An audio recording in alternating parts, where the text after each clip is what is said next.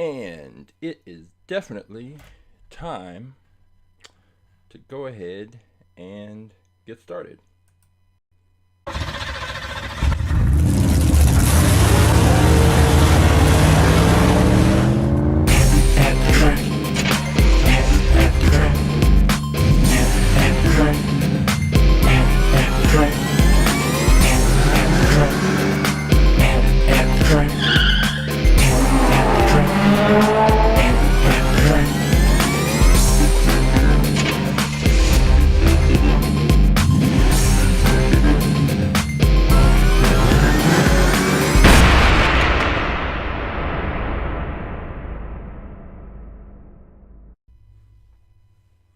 Hey, welcome to At The Track Live. My name is Coach James. I am the creator and the lead instructor for All About Aerodynamics.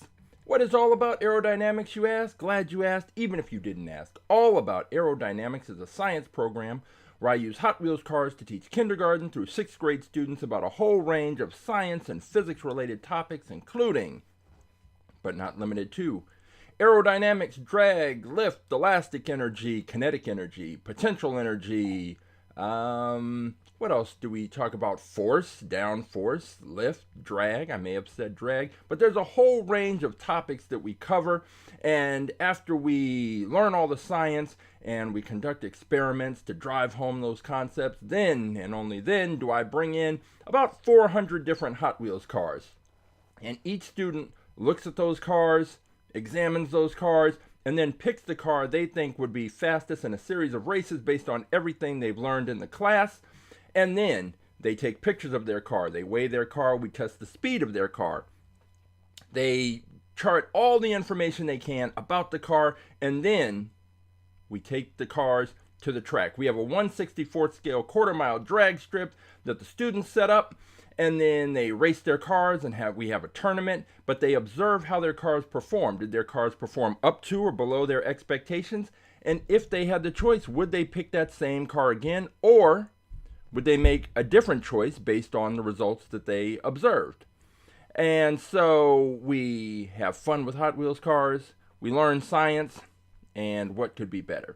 So if you want more information about All About Aerodynamics, and how to bring our science program to your school or your organization or your special event, then all you need to do is go to our Instagram account, AA Aerodynamics, or you can go to our website, aaAerodynamics.com, and you can find out about the program in more detail.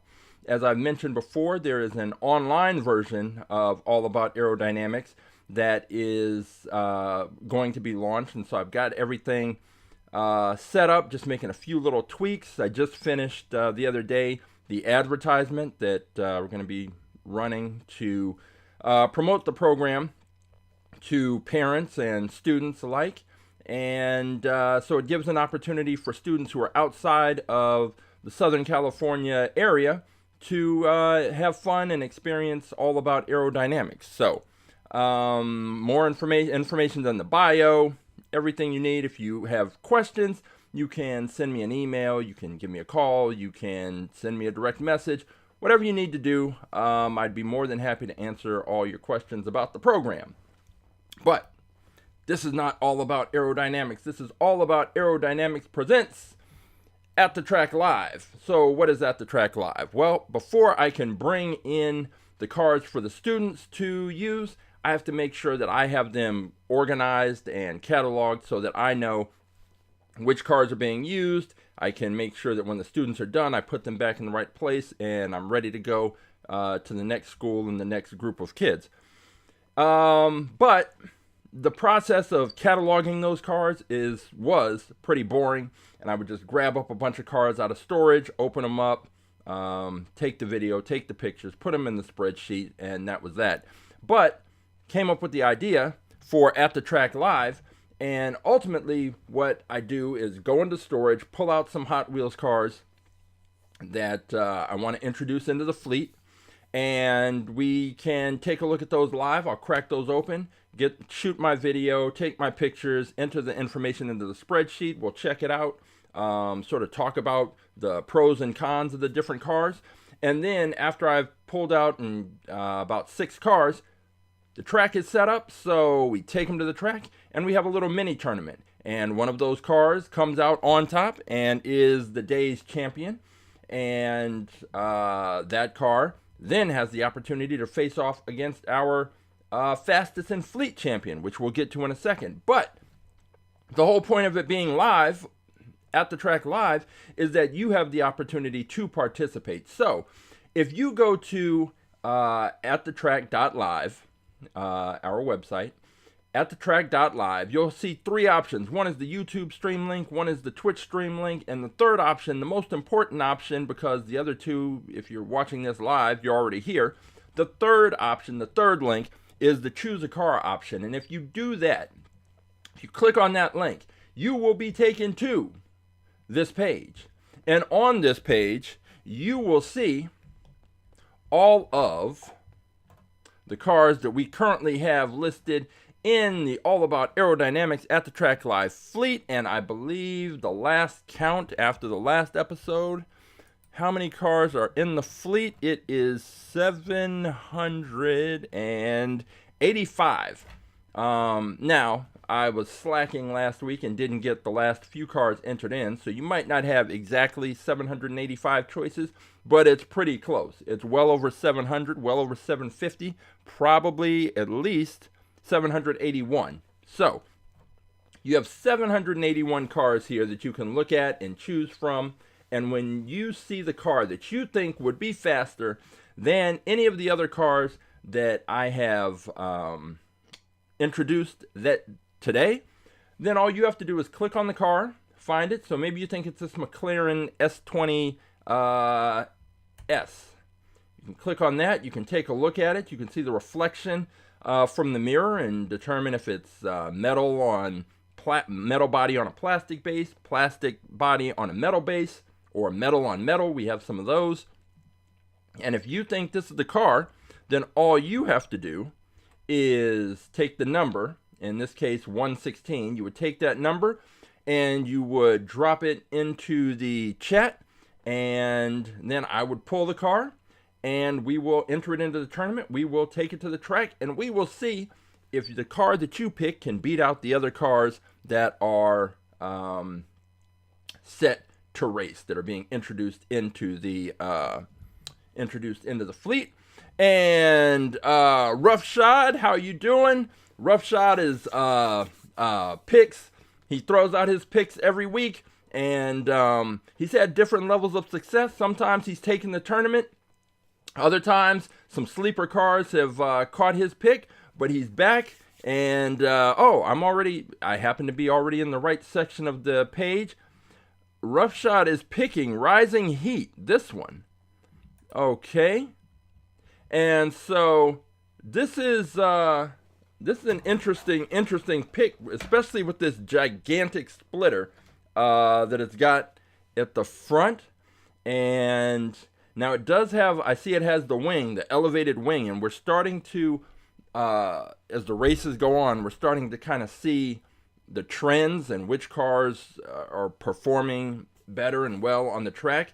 And our last 2 fastest in fleet champions, our current fastest in fleet champion and the previous one, both had wings that were really big, or not even really big, but the more important part is that they were elevated, and they were either kind of at the roof line of the car or just above.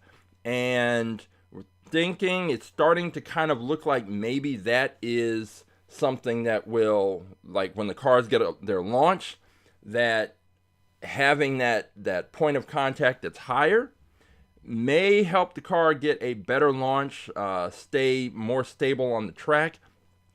And so yeah, this is an interesting pick. I don't know if I've seen any students pick this car, so I will write this number down, and in a little bit I will go and pull that car and we will see how it performs. So that is Roughshod's pick. And if you decide that you want to make a pick, all you have to do, once again, is just go to AtTheTrack.live and select choose a car, find the car that you want to race, and drop the number of the car in the chat, and then I will pull that, and it will be one of the cars that that we take to the track today. And there's a lot of, I mean, so many different cars. I say this all the time, but we have fantasy cars, we have character cars, we have cars based on real cars, cars from the 80s, 90s, cars, some cars from the 70s. Right up until we've got some brand new cars that are in the newest shipments that are going out. It has new for 2025 labeling on there. So there are trucks, there are drag racers, there are tuned cars, there are gimmick cars like this Tooligan that has a wrench on the back. I suppose if you have just the right situation, this might come in handy, but you know, it's something there to be picked. There are, if you're into Lamborghinis, you've got plenty of Lamborghinis, plenty of Batmobiles, even have a tank, the Invader. I had a student pick this once, and when I was asking her, like the student, they can pick, I don't mind them picking whichever car they choose, but what I want them to do is have a reason why they picked it, and so that they're thinking through kind of the process. And she picked this one, and I was asking her, like, okay, so what made you pick this one? Because it seems like it's going to be heavy, just based on the size, and I think that that's metal on plastic. And I was curious as to why she picked it. And her reason had something to do with all the wheels. And she thought that, you know, perhaps having an extra pair of wheels would help this car. And okay, I think it actually did beat one car, but it was because the other car kept crashing, so it kind of won by default. But that was her reason and her rationale. And so as she watched the car, because it lost the next race, you know, then she could take her initial hypothesis, think about it, like, I thought that this would make a difference, but it didn't. The car, it was slow. Why do I think it was slow? And just kind of work through that process. So there are so many different types of cars, and not all of them have been on the track. This Ice-T, this is one that I had when I was a kid, and clearly I played with it, and it got beaten up. I'm sure if you Google this car, I'm sure there's some accessories. There was at some point a roof, and I don't know whatever else, but that thing got lost on a playground somewhere years and years and years ago. But the only reason this is still in the fleet is because the wheels, the axles aren't bent, and so it still rolls, but it's metal on metal, one of those old school Hot Wheels cars, metal on metal, so it's really heavy. And I don't do any modifications to the cars, even the older cars. I don't go in and put graphite on the axles and wheels or anything like that. How they are is how they are. So as long as they can roll and they're not, there's not a problem there, then that's what we get. We get what we get. So if that's the car that you want to pick, I don't know why you would, but that is number 300. So you would just drop the 300 into the chat. I would go grab the car, and that would be that. So AtTheTrack.live, select choose a car, and boom, you have the option there. And if you pick a car that is faster than the cars that I introduce, and is faster than Roughshod's pick of the Rising Heat, then you might have the opportunity to face off against our fastest in fleet car. And our current fastest in fleet car is this one. It is it's a little bit of drama as I wait for the camera to switch over. There we go. It is the Gazella R. The Gazella R is our current fastest in fleet car. And let me adjust this, change that to square, and zoom on in. That is the car of the hour. That is the car that is currently our fastest in fleet. And it is, let me get a little bit more light on it right here. Take this other light, get this thing plugged in. And this car has been beating cars with ease. And as I've mentioned, this is the car that took down the Blitzspeeder. The Blitzspeeder was our champion for about 17 weeks. And this car, I picked it up, where did I pick this up? In Georgia at a store of Five Below around Christmas time. And yeah, I saw it in a 2-pack, and the other car that was in the pack was one that I already had. But I saw the Gazella, and similar to the way that, Roughshod picked a car that has the wing up a little higher. This car, I saw it, and it had the wing up top, and it had a similar look and profile to our current fastest in fleet champion, which was the Blitzspeeder. And so I thought it might give it a run for its money. Turns out it did more than that. It beat the Blitzspeeder, it took the title, and has been our fastest in fleet champion ever since. So the Gazella R has been beating cars by wide margins. And last week was pretty crazy because we had a car that was fast. It was, when it went through the regular tournament, it was beating cars out. And it was, I think it was either that Ferrari or, yeah, I think it was, it may have been the Ferrari. Whatever car it was, and if you want, you can go back and on our YouTube channel, on the live tab, you can see all of the past episodes and their time codes, so you can just jump to whichever part of the episode you want to see. But one of the cars was beating all the other ones in the tournament, looked really fast, went up against the Gazella in the fastest in fleet race, and was not even close. The race was not even kind of almost remotely close. So, depending on which car you pick, you'll have your hands full if you can make it past the other 5 cars and then get to the Gazella. But we'll see.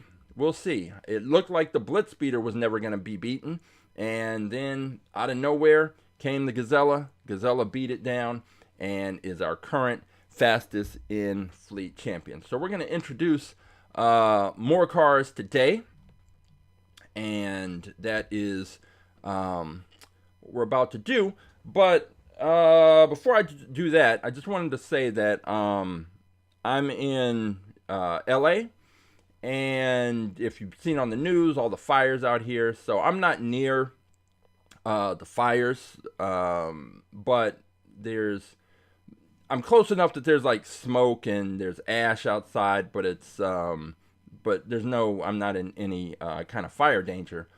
However, there is, one of the fires is burning in the Pasadena area, and there is a school out there, a charter school, Pasadena Rosebud Academy. I think Academy is the at the end. But it's a charter school, and when I first started my the All About Aerodynamics Instagram account, though I was looking for schools in the area because I wanted to find places and schools to work with to do the All About Aerodynamics program, and that was one of the first schools that I began interacting with online. And then I think I almost want to say we're going all the way back to like COVID time. And so I followed them and saw all the work they were doing with their students and their different programs that they had at the school. Well, unfortunately, their school campus was in the path of the fire and has burned down, and they are in the process of trying to raise money to rebuild and rebuild as quickly as possible so that they can continue the work they do with the students. And so I just wanted to show, I think I have it here. So this is their account if you want to check them out online. They have,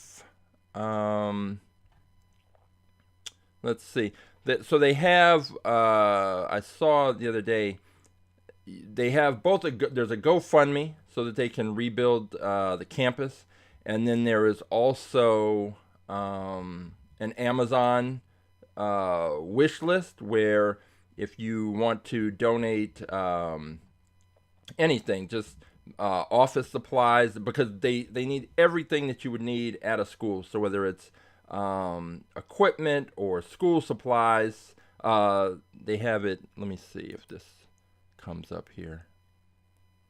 No, I think this is still one of the I think this is one of the things from previously that was previously up there, but close that out.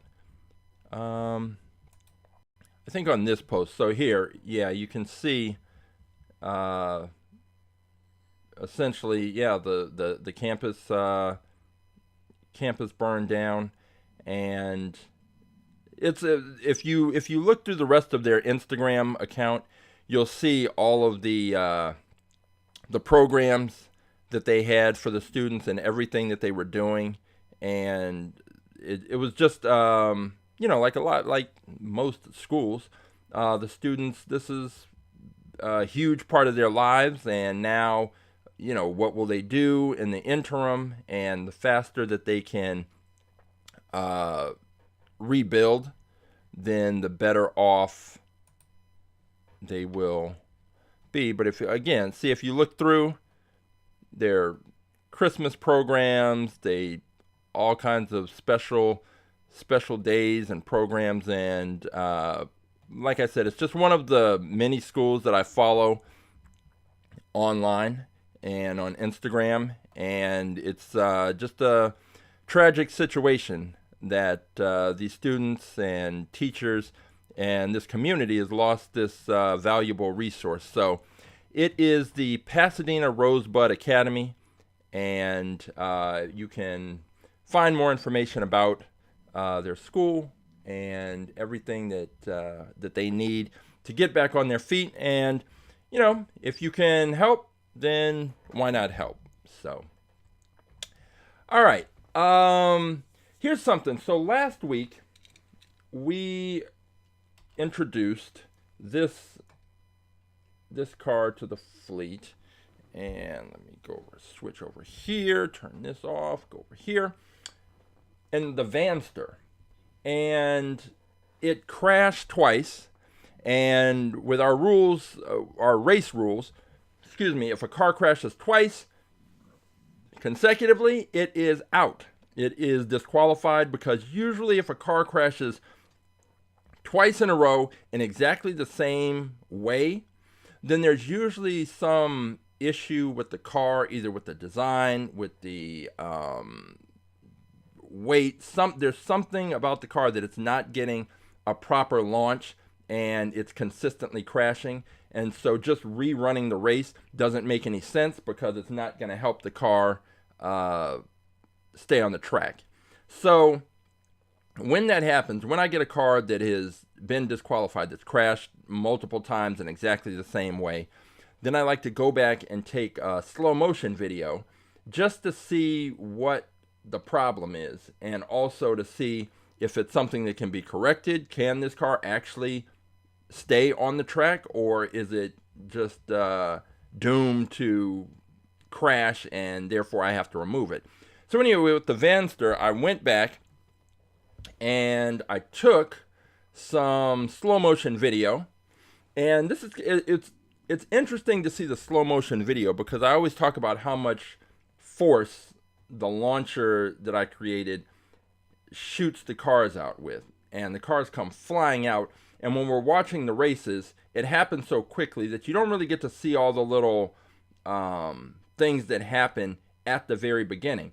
And I explained that I have this acrylic cover that I put over the cars to keep them on the track, because the launcher shoots them out with so much force. A lot of the cars would launch up into the air when they come out. So I needed a way to keep them on the track. So they come out, they hit this acrylic cover, and then it keeps them on the track. It keeps them from flying off into the air. With the Vanster, because it's taller, I had to use the taller. I have two versions. I have a shorter acrylic cover that I use with cars, and a taller one that I had to use for the Vanster. But I wanted to show you, I took some slow motion video, and this is going to, let's see, let's take a look at this one. So you're going to see the cars come out. This was the Vanster, and I put in it was the Vanster and then just a random Porsche. So the Vanster's on the left in lane 1, and so this is the taller acrylic cover. And so what I want you to do is just watch the cars when they come out. Here they come,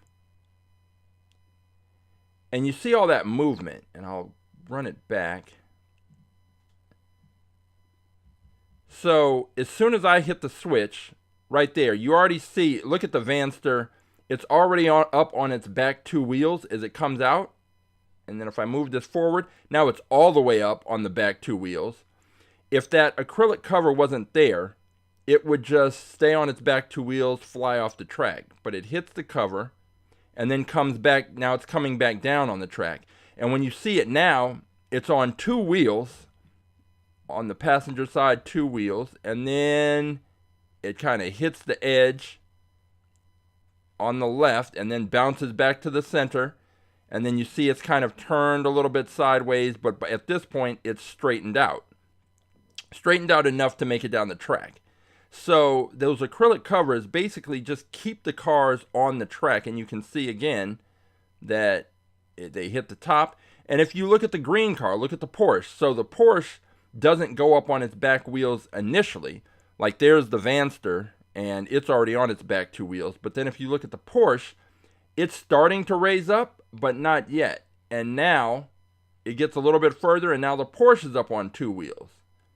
And now it looks like three of the wheels are off the track, and then eventually it comes right back down. And so the problem that you have when you race a taller car and a shorter car is that the acrylic cover that I used for cars is shorter. So that Porsche wouldn't have gone that far into the air because it would have already hit the acrylic cover and stayed on the track. When I have to use the taller cover, the cars have a lot more room and it's more likely that the car is now going to be at a disadvantage because it doesn't have anything to help keep it on the track. But that's one. So you can see the movement there. Then I shot, let's see, this one. And this is another situation where it's the car and the Vanster. So let me, I'll run this again. So here they come. And this one, when I run it back, you can see there is a lot of movement, especially with the car. If you look at it's a Lamborghini in lane 1 on the left. When it comes out, like it leaps, and you can see like right there, it's up in the air, it's off the track completely, and then it comes down, and it comes down on the passenger side front tire, and then if I move it forward, now it's completely crooked. I think it looks like the back left tire, the back passenger side tire has come down. But you see how the car is it's just at an angle. And then the question is it going to be able to correct itself? And it does. And it happens and this is super slow motion. So in real speed, this is why it's hard to figure out why a car is crashing, because everything happens so quickly. And the cars that can correct themselves the fastest are the ones that tend to do better. So once again, I mean, that's a distance of, that's maybe about 1.5 feet, 2 feet. Not even that. Yeah, maybe it's about a foot. So within 12 inches, the car is doing all of that. And if you look at the Vanster, let's see. Again, it goes back. It goes up on its back two wheels again, hits the cover, comes down, but now it's bouncing, and then it almost goes off the track there, but it gets back on, and you see it kind of turns to the side a little bit, and then it begins to straighten out as it passes the camera. So there's so much movement, and it's really the cars that I say that get consistent launches, consistently good launches, that are able to do well on the track. The Vanster, the reason why it crashed last time was because it does the exact same thing every launch. It goes up on its back two wheels, and then when it comes down, after it hits the cover and comes down, it's the same Newton's third law of motion. Every action, there's an equal and opposite reaction. So it goes up, hits the top, comes down, and then when it comes down, it bounces because there's a reaction from it hitting the ground. And the question is, can it recover before it gets to the barrier? Because right here, if you look just outside the edges of the track, it's a little hard to see, but there are two barriers that kind of help keep the track in place. And when the cars don't correct themselves before they get to that point, they will hit those barriers and fly off the track. So usually if you see a car fly off the track, it's because it got a questionable launch and it hit one of those two barriers and flew off. But you can just see how much movement there is. So I also wanted to I was like, well, the Gazella is our champion, and the Gazella is definitely fast. So let me go ahead and take a look and see what a Gazella launch looks like. So pulled that out, and this is with the lower acrylic cover, so the cars don't have a chance to bump around as much. But you can see with this one, it was interesting. With the Gazella, it comes out, and let's see if I can get to the point in the video where it comes out. Okay, so I hit the launcher, and you can see at this point the Gazella is completely off the track. It fires out, and you can see that there's so much force from this launcher, you can even see the track shift a little bit. So the track shifts, but the Gazella goes up into the air, hits the acrylic cover, and then starts to come down. And right now, its three wheels are off the track completely. And as it starts to come down, now one of the wheels, the driver's side front wheel, is on the barrier in the center of the track. Like it's completely on there. So it jumps into the air, goes onto that barrier, slides down a little bit, but then look at this. Just before the barrier, it comes back down onto the track and corrects itself. And probably would go on to maybe win the race. But it's just this kind of thing that sometimes when cars don't perform as well, it's not because they're not fast cars or good solid picks. Sometimes they get weird launches. Strange things happen. You don't always get the exact same launch, but for most of the cars, for fast cars, for cars that do well, they're more likely to get consistently good launches, and that usually has something to do either with the design, the weight, but yeah, the Gazella was very close to disaster here, but you can just see, and I'll run it, this is slow motion, I don't have it in real speed, but if it was in real speed, we wouldn't see any of this, so there you go. That's what is happening on the track when these cars race. So it's always an adventure because you never know how a car is going to perform. But the Gazella has been performing consistently well over the last month or so. We will see if that continues today. Have some other cars to introduce. So I am going to see. I'm going to check here and see if the let's see if I have these cars already. So the first one, I just pulled a bunch. I pulled a bunch out of the storage, and let me see. Custom.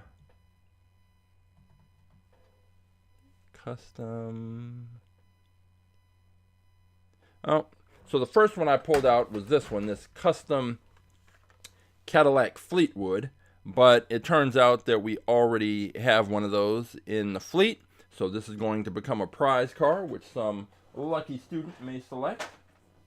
So let's go to the next one that I pulled out, and yep, have one of these too.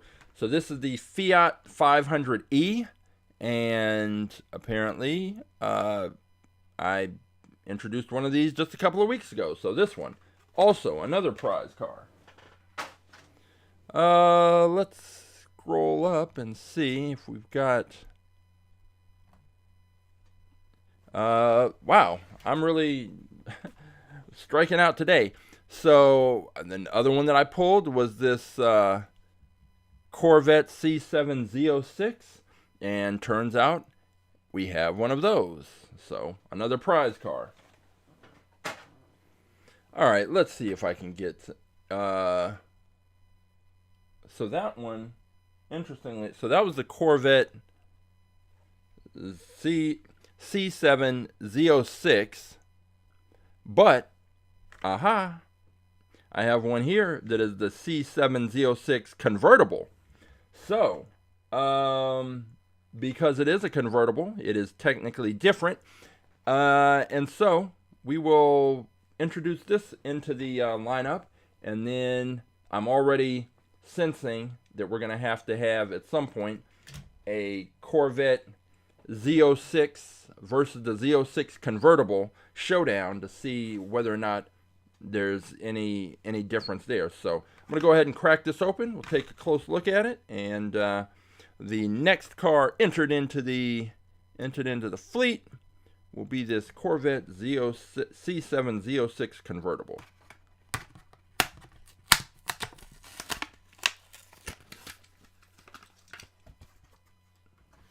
All right, let's see what this weighs. I believe the Gazella, let's see, the Gazella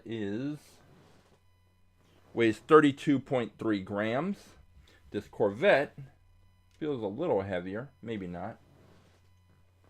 Weighs exactly 32.3 grams. So these cars weigh exactly the same amount. And let's take a closer look at this Corvette situation we have here. I will switch over to video. Lock that in. I do not need 4K. We'll go HD 60. And so here we go. The Corvette C7 Z06, but this one is a convertible, and I mean, again, the lines are good, so nothing wrong with it there, and I think this car should do well. I would think. I don't see any reason why it shouldn't. The back end has a slight curve to it. There is no wing, and we have seen that wings seem to be the thing. Wings are the thing, and Corvette C7 Z06 Convertible.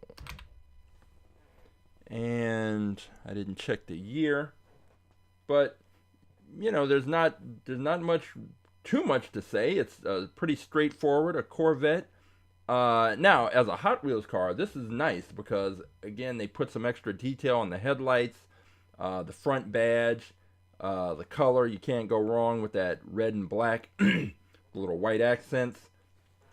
And I also like the the wheels with the sort of metallic red stripe. You got the black wheels and the tires with the little red stripe there. That's a nice touch. And let me go ahead and grab the photo.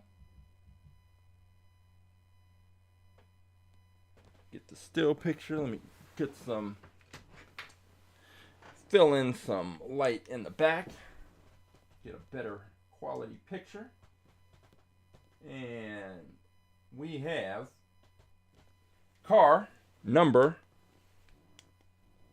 786. So we are good to go there. I just need to check the year. And the year is 2017, the manufacturing year. So there we go. We have our first entrance of the day, so 2017. And let's see. Which car will be next? Hopefully I am not pulling out cars that I already have. So I do need to check the spreadsheet. And we will see if I have this one. Somehow this turned out to be a Corvette day. I just grabbed the cars out of the storage, and because I was in a hurry, I was doing some other things and cleaning the track and getting that all set up and getting those videos together of the slow motion, and then remembered, oh wait, I need some cars. So I just ran to the storage, grabbed some out, and apparently I pulled out 3 Corvettes, and this is the third. This 72 Stingray convertible, and I am checking now to see if I already have one in here. 72 Stingray convertible, car number 709. So yet another prize car. I'm doing great. All right, let's see. I have a feeling this next one is also in there, but we'll check and see. This 84 Mustang SVO. So let me check. 84. We have an 84 Audi Sport Quattro, an 84 Pontiac Firebird, but no 84 Mustang. No. Let me just check Mustang. Mustang Mach 1, Mustang NHRA funny car. All right, cool. So this one's going in. It is the 84 Mustang SVO from the 80s car collection series. All right, let me crack this open.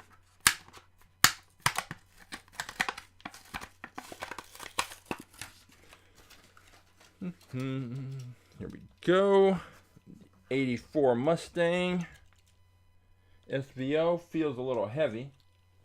I'd say it's 40 something grams. And I am right. It is 42.1 grams, so it is a heavier car. And that is not always the best thing for our purposes, but we'll find out how it does. So I'm going to swap out the background just so there's more contrast. And let me grab, where did I put it? Here it is. Fill in some backlight while I take this picture.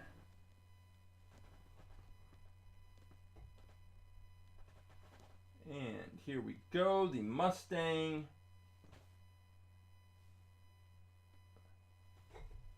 RS, or 84 Mustang SVO. All right. And let's get a little spin going here. The video, lock in the focus. And here we go. So this car is pretty heavy, and it is about 10 grams heavier than the Gazella and that other Corvette. So I don't have high hopes for it. Now, if I were to take it to a gravity track or pull out my gravity track, then maybe we, have something to talk about. But at this weight, I don't think this is going to be a car that is going to be in contention. But you never know. But you kind of know. But you never know. Which is why we have to take the cars to the track. So this is 787. This is the 84 Mustang SVO. And I didn't check the manufacturing year, but yeah, I don't think there's anything wrong with the design of the car. I just think the weight is going to keep it from performing on the level with some of the other cars that we are looking at and considering and will be introduced today. So that is the Mustang SVO 84. Take this out, and we have 2 cars so far entered into the tournament, and then we also have Roughshod's pick, the Rising Heat, which I will be pulling out in a little bit. 2011 is the manufacturing year on the Mustang. So let me get that in here. And we are ready to go. We are moving. Not sure that I see any challengers for the Gazella just yet, unless that Corvette does something. But considering the fact that the other Corvette, the one that the traditional one, not the convertible, has been introduced into the fleet and was apparently beaten because it's not our fastest in fleet champion. So I don't remember how it performed, but we'll see if this one can do better. That Corvette is a little more closely matched and aligned with the Gazella, so it's possible, but who knows. All right, time to find some more cars. I've got a bag of them over here, and, well, why not go with a odd pick? This is, when I went to that Five Below where I got the Gazella, they were having, it was like a Christmas sale, I guess. And I don't even know if this is, well, it's a little cheaper for a character car. I paid $325, but I think there was some special going on, so I didn't pay that much. But the character car from Puss in Boots, The Last Wish. So this, there was apparently a Shrek car, a donkey truck, and a because Toothless, that one right there, the dragon car, we did enter that into the fleet, and it did race a few weeks ago. So now we're going to check out this Puss in Boots car. So let's crack this open.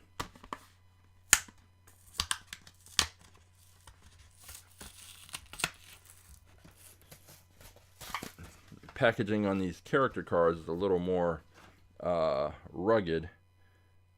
Puss in Boots. The manufacturing year is 2022. This car, being a character car, it's heavy. This is metal on metal with it's got some plastic parts, but let's see how much it weighs. 46.1 grams. 46.1 grams is how much this Puss in Boots car weighs, and it's wild because it is a pretty compact car. But let's take a look anyway and see what in the world is going on with this small car. It's small and heavy, so we are it's arguably one of the heaviest cars that we've ever raced. I think there was a station wagon that we had that was probably the heaviest, but that's a heavy car. But anyway, looking at the back end, what I'm looking at is this cape that's coming off the back. is it's got these kind of like, I don't even know how you describe it, like the end of Batman's cape. And so it's got these different points, and because it's supposed to be like fabric, it's not flat, and I don't think that it is going to get the best launch. You can kind of see points on there, and I'll move it closer to the camera and take a look after I get this video. But you know, true to the character car design, it's got the hat on the top, and there's a feather coming out, a plastic feather in the cape. But I think the weight is the main thing that's going to keep this car down. It's just 46 grams. I didn't expect that. But then with the character cars, they do tend to have more metal than the basic mainline cars. So it makes sense, but it doesn't make sense for this track, and it's not going to make sense when we start to race. But again, you never know. I had some cars from the 90s months back that I picked up at the Hot Wheels swap meet, and they were compact and they were heavy and they were metal on metal. They did well, but they didn't have all this extra. They didn't have a little gimmick on the top, so to slow them down. But this Puss in Boots car, thinking maybe I should switch out the background, because when the students pick this, a key thing is going to be that cape, and that cape is not helping. And then I just dropped the light, which I will need.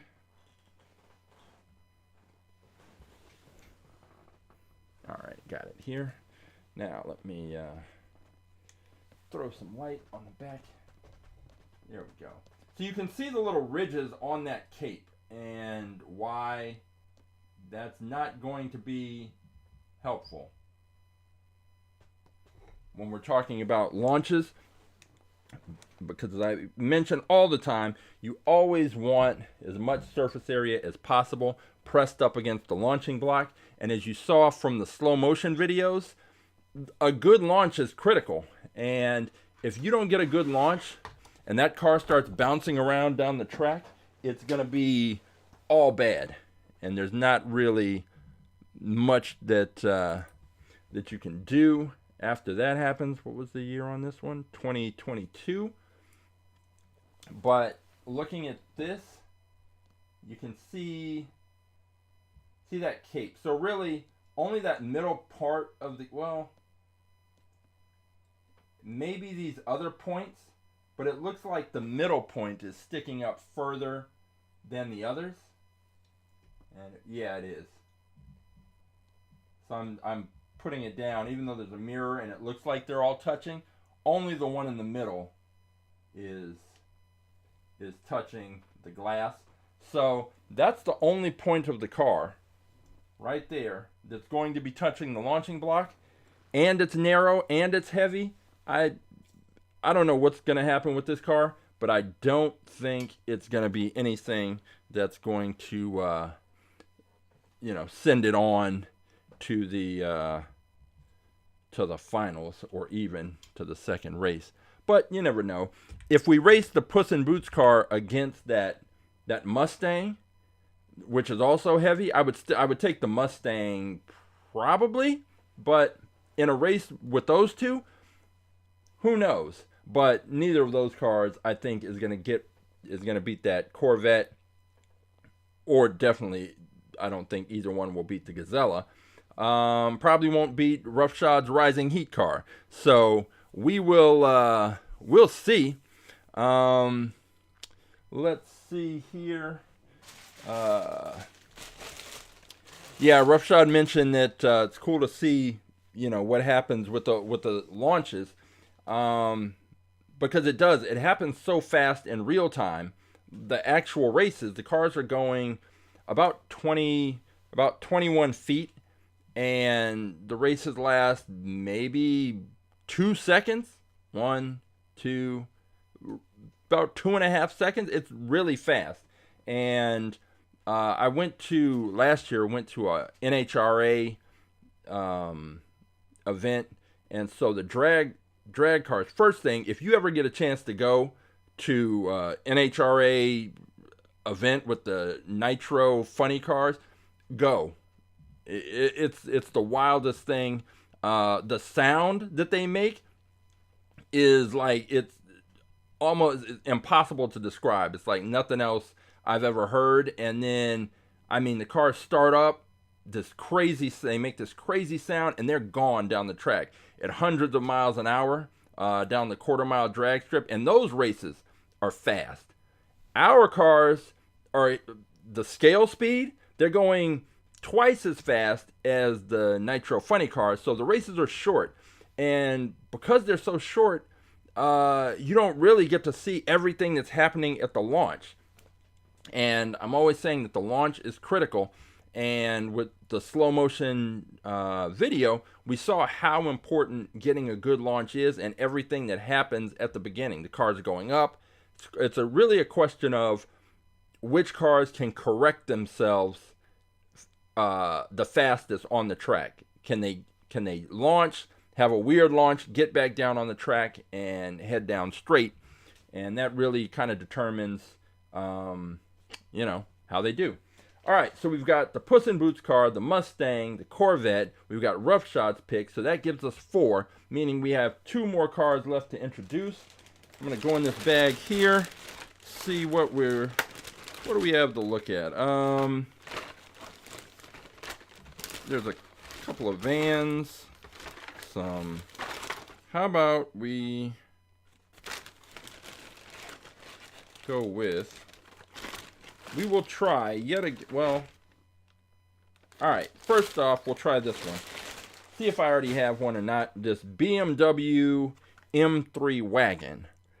So, I think there is a BMW M3. And it may have been one of our early champions. Because I've gotten used to saying that fantasy cars are the move, but early on, there were a couple of cars based on real cars that were our champions. So let's see, BMW. We have a BMW 2002.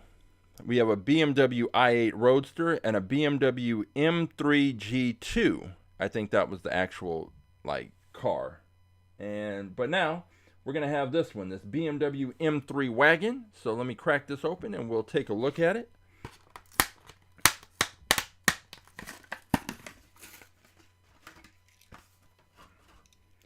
And see what the weight is. The wheels don't seem to have much of a good spin, but this is one of those cars that I picked up just because I like the look of it. The weight is 31.2 grams, so more of a standard kind of weight when we're talking about the cars that we usually see on the track. Let me switch over here, take a look at this one, and it's a good looking car. And I like the gold wheels, just like with the Corvette. That color scheme of red, white, and black. Can't really go wrong there. So we've got this car, and we've got our still picture. And now I just need to get this video. And then we will be one car closer to hitting the track. So let's see here. We're gonna record there. And once again, I take the video because the students who participate in the online class aren't necessarily going to have a chance to, they're not going to have a chance to look at the cars in person. But I want them to try and make as informed a choice as possible. So there's a video. and then they can take a closer look at their car, make sure it's the car that they want to go with. So this is the BMW M3 Wagon. And yeah, that's good looking car. I don't know, I don't think it'll perform spectacularly on our track, but you never know. And it's interesting, so with the driver's side window, it is usually there's either no window there or there's a window there. This one has a window, but it's partially rolled up. So, and only on the driver's side. That's interesting. I'll show you a little closer view here. So, this is what you have on this side. And you can see there's the window. There's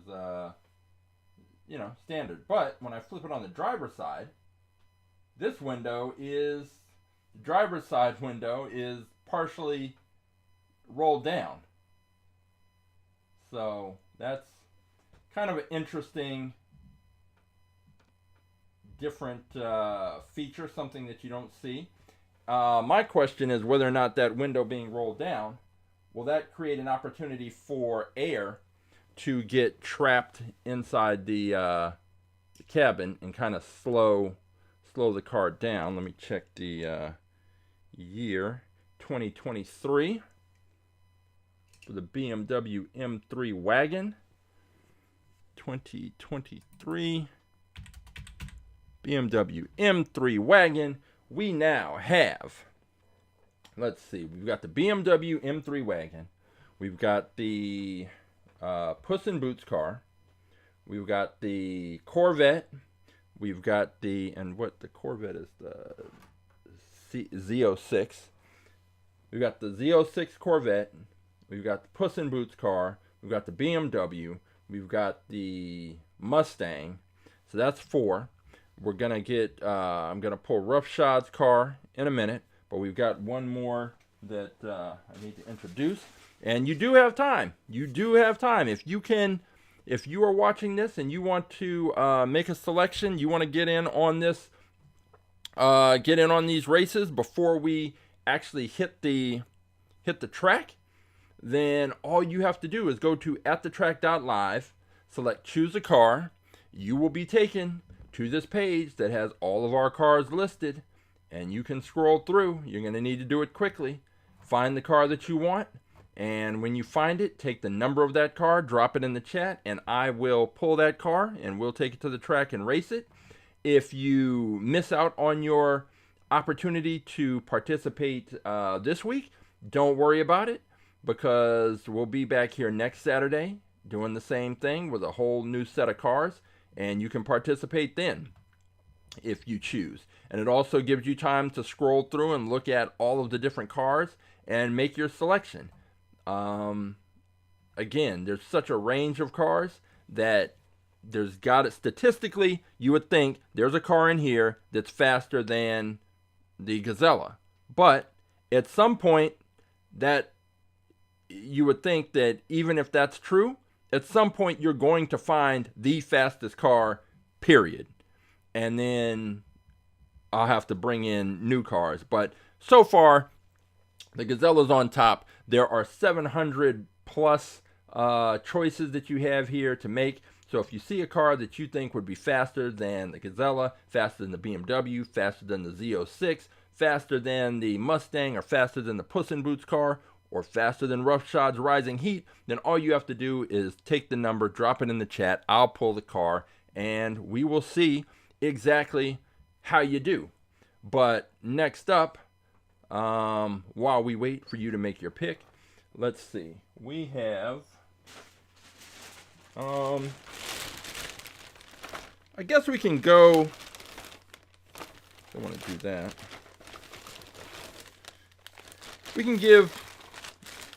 We can maybe give Matchbox another shot. So this McLaren 720S Spider, I do need to check and see if I already have one of these in the fleet. So let me check the spreadsheet and see if we in fact have one of these. Whoa, what did I just do?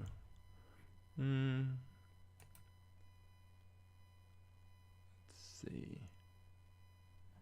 All right, McLaren. All right, McLaren. We have a McLaren 720S. We also have a McLaren 720S Spider, which is car number 733, which suggests it is probably this exact same car. So this is another one for the prize bin. I'm pretty prize bin heavy today, so let's see. What else do we have in here? There is another of these. We have this Nissan Skyline GTR, which and it's got the Gazella on the side. Nissan Skyline. Nissan. We have a Nissan Skyline RS. We have a Nissan 300ZX twin turbo. Okay, so I guess this Godzilla Skyline is going in. Oh, nice. Roughshods got this one. I was thinking, is there a version that's in white? Because I feel like I've seen the Godzilla, and it's probably just another one that I have in storage. But either way, this is kind of cool. These Skylines, for whatever reason, tend to be pretty popular. Oh, so so there is one in white. I think I have the white version, and on the white version, the Godzilla and all the design stands out more. So I'm wondering if I should race this one or wait with the white, because I definitely want the white one. What I might do, I might hold off on this. I might pull the white one, and then we'll have a showdown. Well, you know what? I don't know. Let me set this aside while I think on that. See what else is in the bag. I've got some. What? Come on. What else we got? This Tesla Roadster. Another Matchbox I picked up. Let me check and see. I'm pretty sure there are a couple of Teslas. I do have a Cybertruck in there, but I don't know. It's in storage somewhere, but I don't know if it's gonna be too wide to fit on the track. So, excuse me. Tesla Roadster. Yes, we have a Tesla Roadster. It's car number 701. So this one is going to the prize bin. I am just prize bin heavy today. Here's what I'm going to do. I'm going to go and pull Roughshod's car, and then I'm going to grab another few cars out of the storage bin, and yeah, so I'll do that. I'll grab those cars and see if we can find the extra one, because Roughshod's car will be number 5, and then we'll need number 6. Unless you're watching, and again, you do have time while I'm trying to find the 6th car. Just go to AtTheTrack.live, go to choose a car, scroll through that page, find the car that you want, drop the number of the car in the chat. I'll pull that, and that will be our 6th car. Otherwise, I'm going to go and pull Roughshod's car, and then I will pull some more from storage, and we'll round out our field, and then we will hit the track. As I keep mentioning every week, I haven't made a little bumper thing for when I'm going to search for cars. So I always just throw up the bathroom break graphic that I use when I'm teaching the students and it's time for a bathroom break. So it's going to say 5 minutes. It's not going to take me 5 minutes. It'll probably take me 1 or 2 minutes to get the cars and get back here. But here we go with just a break while I go search for the cars.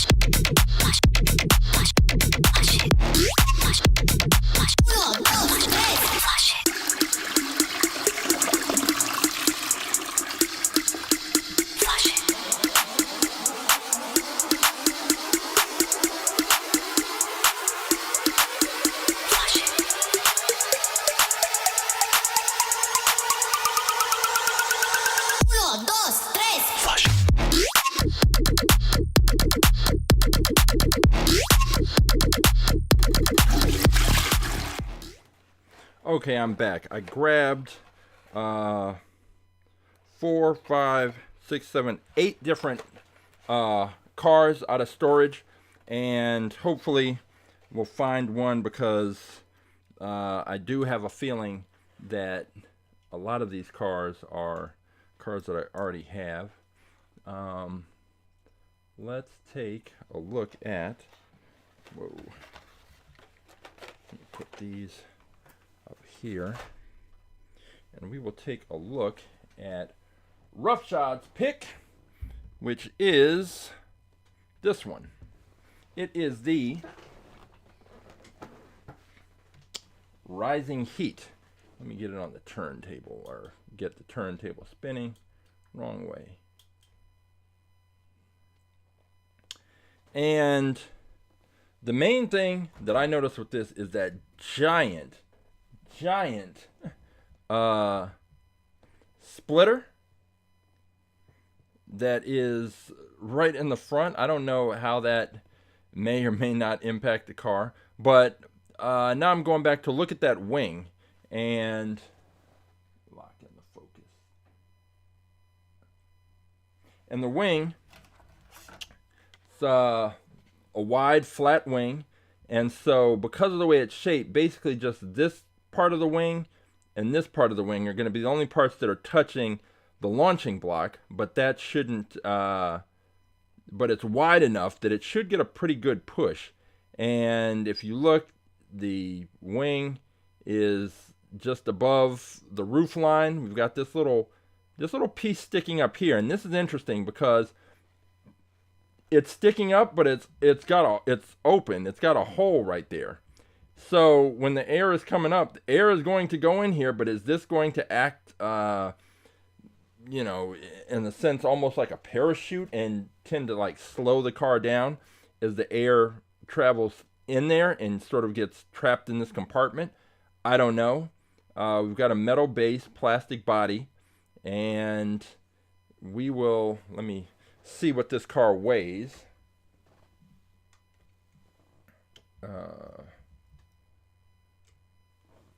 This one is 30.2 grams, so it's very light. It might be, I think it's the lightest car of the day, and we will see how it does. That the wing coming into play is going to be interesting, because that's a really big wing, and I'm interested to see what kind of launch it gets. But that giant, it's almost like cartoony. The splitter is so big. If it was tilted down, it could be a snowplow. But we will see how that affects the car, if it does at all. But this is Rising Heat, so that is our 5th entrant into today's races. And we now just need to pick our 6th and final car, and then we'll be ready to hit the track. So let's see. I pulled out a bunch, and we'll see. So the first one I pulled out is this, oh wait. Yeah, this hot wired. And I'm pretty sure this is one that we've already introduced. Yep, hot wired, car number 741. Another prize car. I mean, the prize car stack is getting bigger and bigger. We've got this one. Oh, brother. Matt and Debbie Hayes' 1988 Pro Street Thunderbird. Okay. So they're Pro Street Thunderbird. So Matt and Debbie Hayes, Pro Street Thunderbird. Do we already have one? We do not. Matt, the Mattel Dreammobile, Maserati, and a Mazda. Okay. This is going to round out our fleet today. This is Matt and Debbie Hayes' 1988 Pro Street Thunderbird. And I'm surprised there's no story on the back, but I'm going to assume that Matt and Debbie Hayes are car customizers, racers, enthusiasts who built a custom Pro Street Thunderbird and raced it. It's got the little parachute pack in the back, so it's clearly it was a drag car, but we will see how it does on our drag strip. So let me crack this open. We'll take a look at it and see what we've got.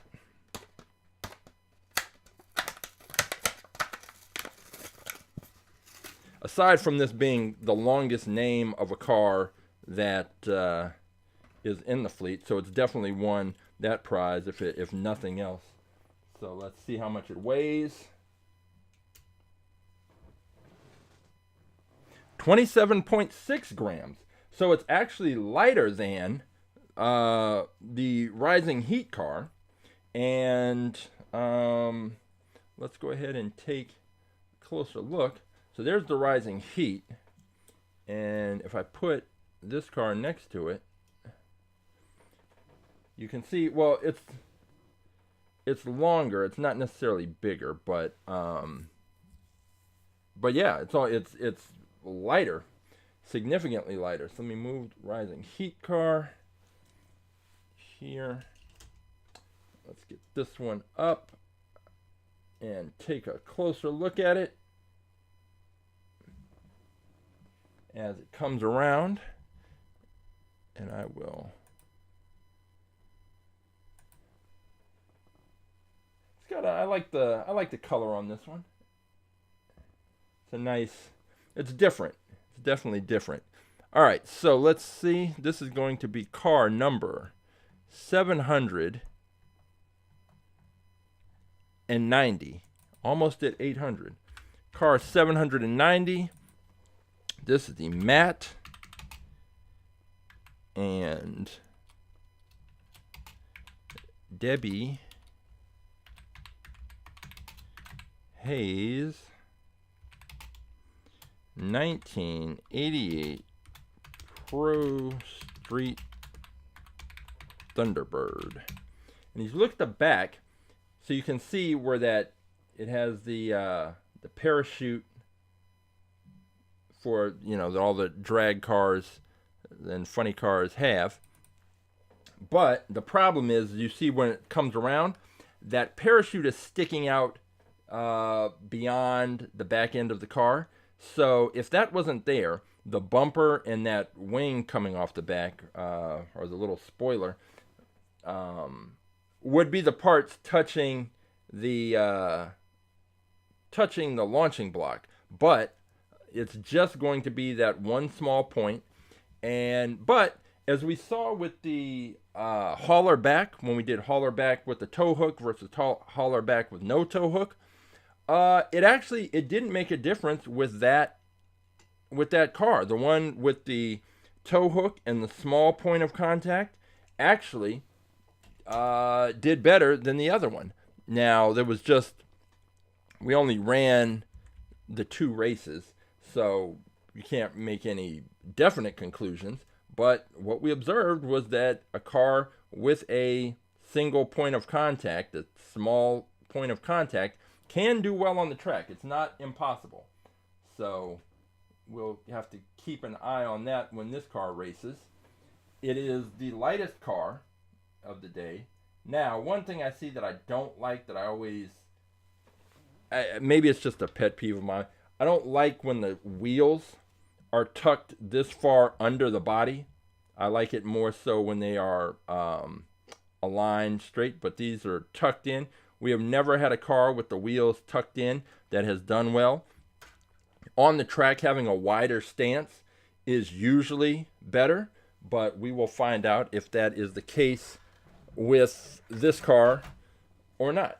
Let me get some light in here on the back end, fill it in, and get this picture of the Matt and Debbie Hayes Pro Street Thunderbird. And we now have our 6 cars that are going to be competing today. We have the Matt and Debbie Hayes Pro Street Thunderbird. We have the Puss in Boots car. We have the Z06 Corvette Convertible. We have the Mustang SVO. We have the BMW M3 Wagon. We have the Rising Heat car. So we have a full lineup. We have some different cars, but see, let me just hang on, go back to this other view and show you part of why I am not a, like, see how narrow, how these wheels are just tucked in. This is not a wide stance, and you really, on this track, you want a wider stance, because that is going to be give your car the best chance to stay straight down the track, but also not move around as much.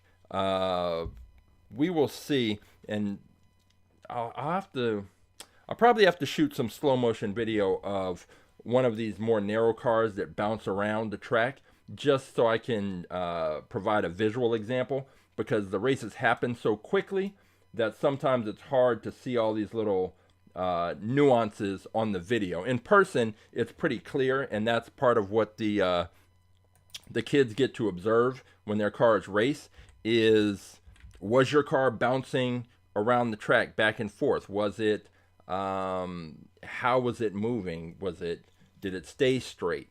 And those are things that in person you can see. On video you can sometimes kind of see, but it happens pretty quickly. So all right, when we hit the track, this is what you are going to be seeing. If you are new, if you're a new At The Track Live viewer, you are going to be seeing, and even if you're an old viewer, you're going to be seeing our 3-camera race view. And the cars are going to be starting in the screen at the top left of the screen on the left, and at the top left of the screen. No, the cars are going to be starting at the top of the screen on the left. That is our launcher. I'll give a countdown, 3, 2, 1, race. I'll hit the switch. The cars will fire out.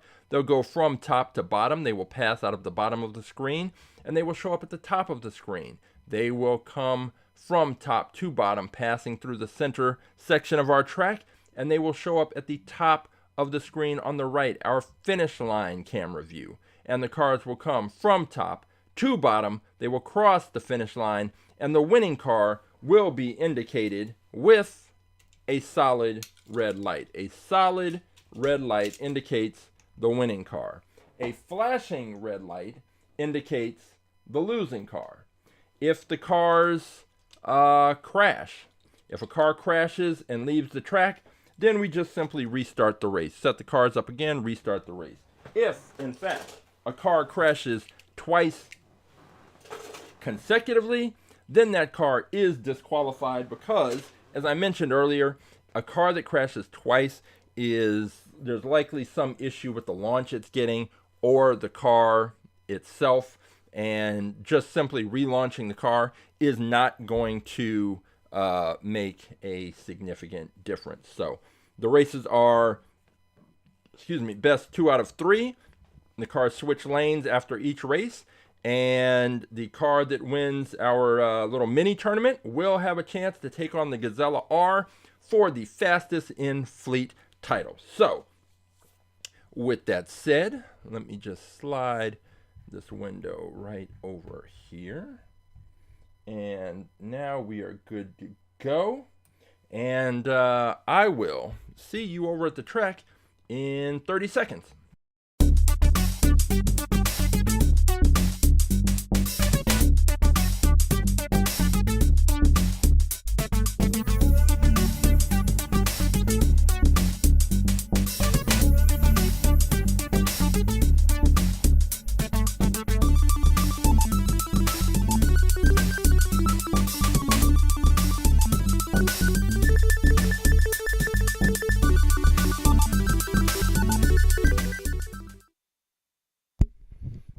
Okay, let me just double check the audio.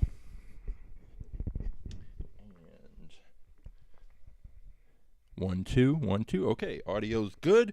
We are ready to race at the track live, and we are going to find out if any of these cars can take out the Gazella R and become our newest fastest in fleet champion.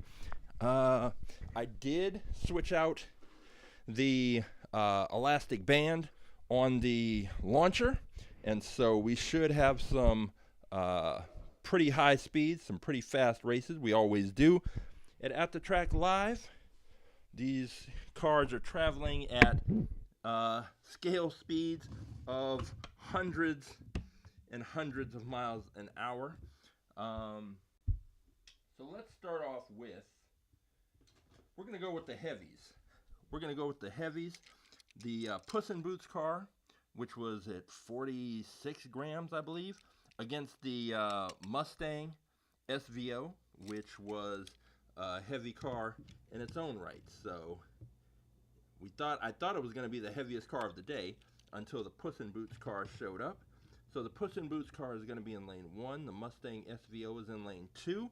With the Puss in Boots car, because of that cape, it is getting a weird, it's only got that one part of the cape that's touching the launching block. So who knows what's going to happen, but this is race number 1. We've got Puss in Boots in lane 1. We've got the Mustang in lane 2. Race 1, here we go.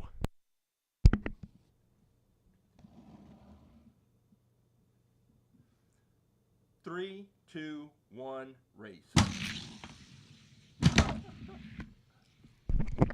Okay, so the Puss in Boots car, when we watched the slow motion video and the other cars, they went up on 2 wheels. They went up on their back 2 wheels, which tends to happen, which is why certain cars have, in real life drag racing, have wheelie bars. The Puss in Boots car did the opposite. It went up on its front 2 wheels, and the back end got jammed up and caught in the launcher. So it was a weird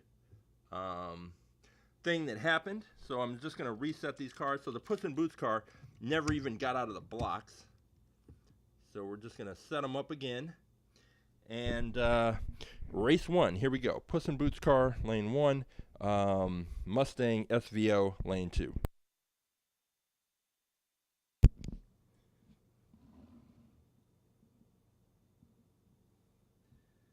3, 2, 1, race. Okay, and the Mustang took that from the it's not much heavier than the Mustang. It's just the heavy Puss in Boots car. So we will take the Puss in Boots car and we will switch that over to lane 2, and then we will find out if the Mustang can not put the Puss in Boots car out of its big heavy metal car misery, or if we are going to have a third and final race. Does this cat have more than one life? We'll see. All right, Puss in Boots car is in lane 2. and I just need to get it lined up. I really think that launch point is not helping, but when you combine the weird launch point with the fact that it's heavy, it's the heaviest car, those are not things that work in its favor. But again, if you have a gravity track, it's a whole different situation. But this is not a gravity track, and we are not used to seeing cars this heavy do well, and it hasn't done well, but we'll see. Race number 2, Puss in Boots car lane 2, Mustang SVO lane 1. This is race 2. Here we go.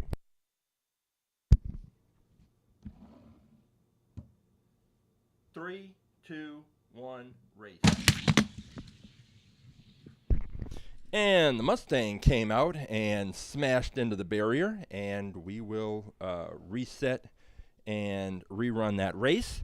And now, I guess now, when a car crashes like that, after seeing that slow motion video, you have a little better idea of why and how these cars can crash. You just don't know. As fast as that happened, I can't see exactly what happened with the launch, but I'm gonna go ahead and presume that the Mustang went up on one wheel or two wheels, or maybe even three wheels came off the ground, and it could not correct before it got to the barrier. And the barriers are right here. Those are the two barriers that have taken out all of those open wheel cars that crashed into them. And they hit that thing with so much force that the axles just get bent.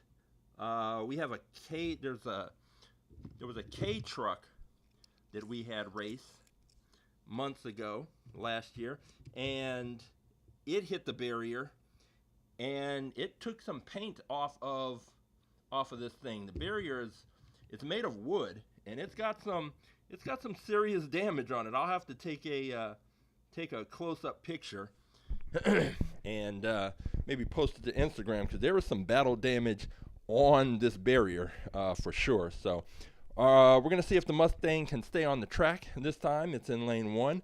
Puss in Boots is in lane 2. Race number 2. Here we go.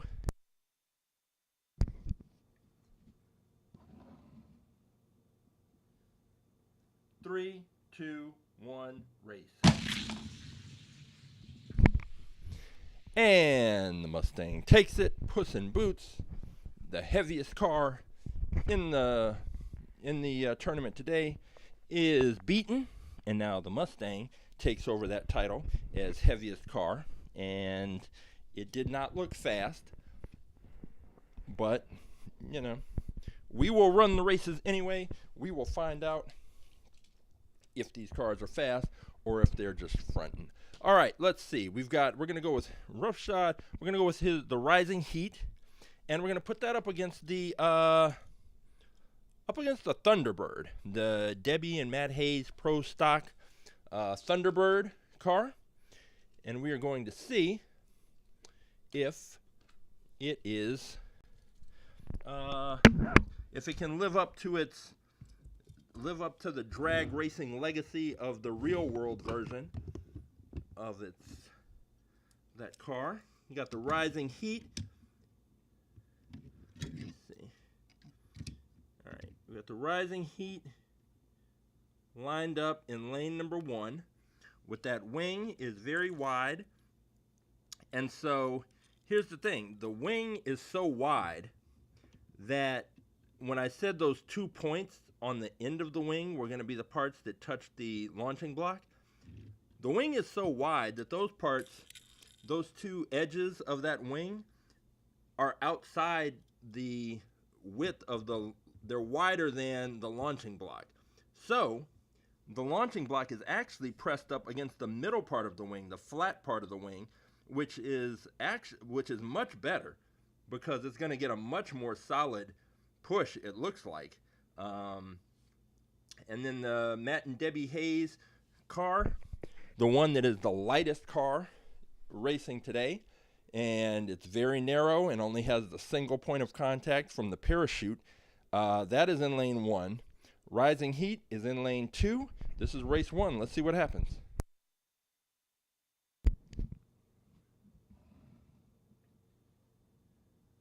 Three, two, one, race.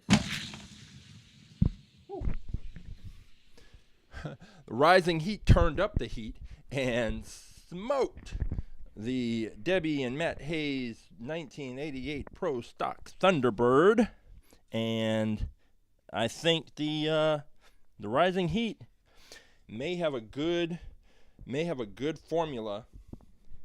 Especially, I think that wing situation was actually a surprise. That it is wide enough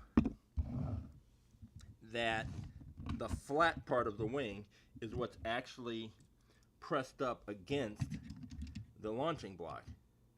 Couldn't ask for a better first race, but of course you have to win 2 races in order to move on. And we have switched lanes, so now Rising Heat is in lane 1. We've got the Pro Stock Thunderbird is in lane 2, and we are set for race number 2. Here we go.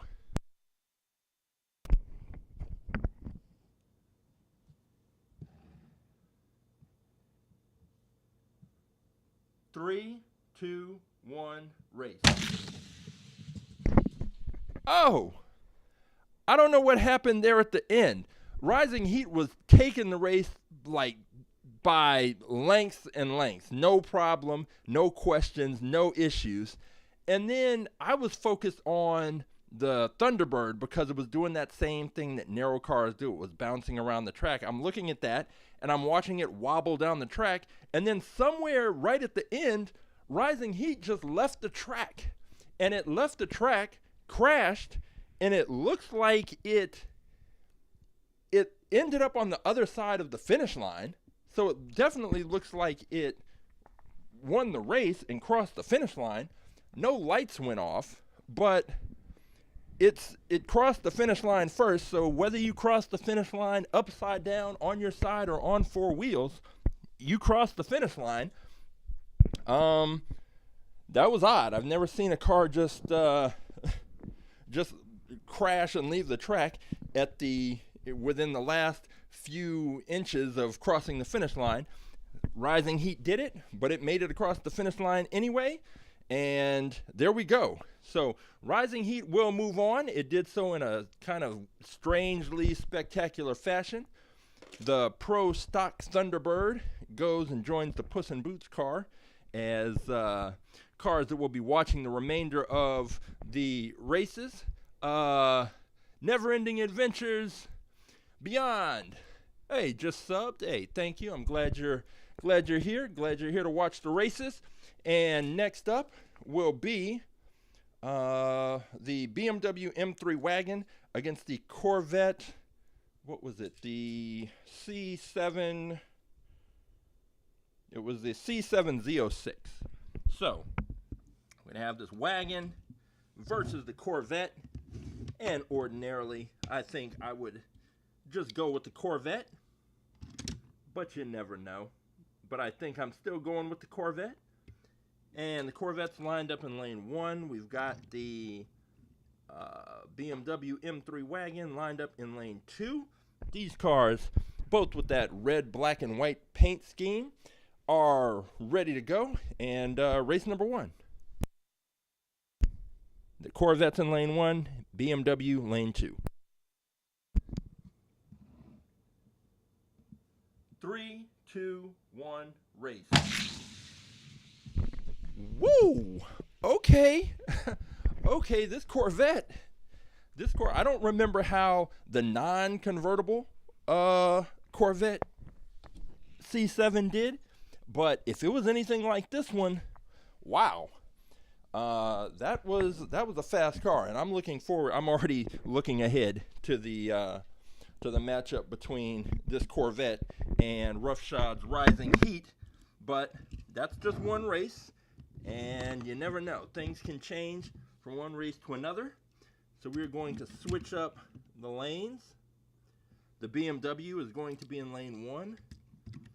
The Corvette is in lane 2. This is race number 2. Here we go.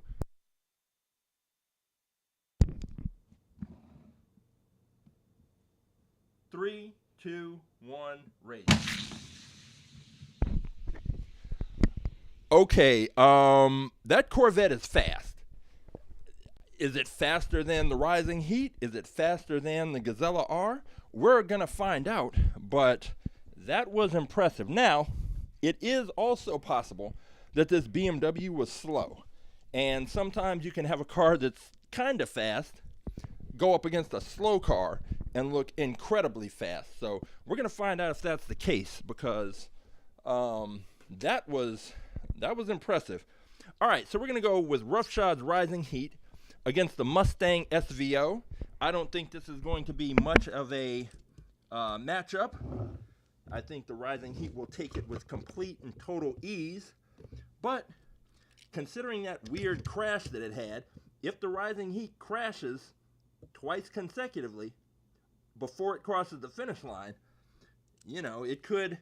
I think that's the only way this Mustang has a shot, is if the Rising Heat somehow manages to disqualify itself. So the Rising Heat is in lane 1. The Mustang SVO is in lane 2. This is race 1. Here we go.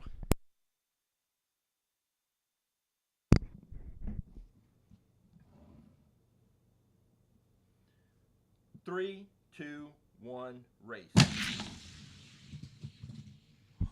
Why?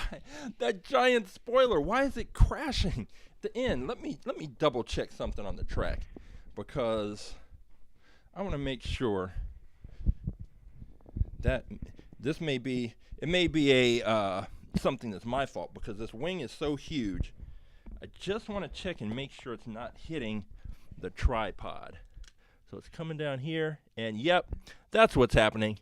So this tripod right here on the center section of the camera, or center section of the track, is clipping the wing on the Rising Heat. So that's why it crashed. That's why it crashed in that last race, and that's why it crashed now. I have adjusted the tripod. Let me see, get this here. Just check. Still a little close. Move it out. All right, now there's no chance that it's going to hit. We're going to rerun that race. So that was my fault. I wasn't expecting a car to have this much of a gigantic wing sticking up. So that's the thing. All right, so we will just set these cars up again. It's like that race never ever happened. And we will now have the Rising Heat, which is in lane 1. It is going to have the opportunity to race on a track free of obstacles, and we will see what it can do. The Mustang is showing up for the heavy cars, and that is in lane 2. So we've got Rising Heat lane 1, Mustang lane 2, race 1. Here we go.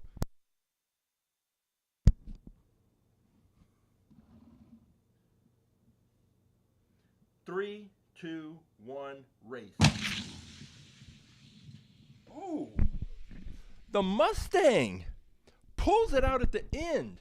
For some reason, the Rising Heat car started to slow down towards the back end of the track, and now it didn't hit anything.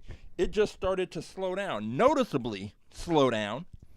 And I'm wondering if we pointed out that little opening in the on the roof line, that I was afraid like air could get in there and kind of trap it, or essentially get slowed down, because the air was entering into the car through the top with nowhere else to go, that would act almost like an air brake in a sense.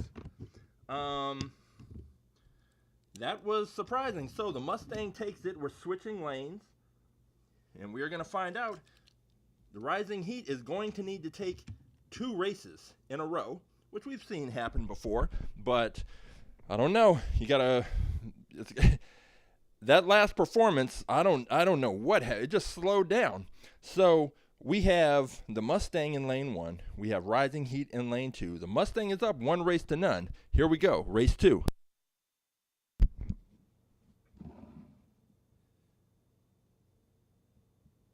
Three, two, one, race. So that time, the Rising Heat took it, but it was still slowing down toward the back end of the track. I'm almost pretty much convinced that that area where it has that opening at the top is trapping air and making the car slow down, because usually it's only heavier cars that we see slow down toward the back end of the track.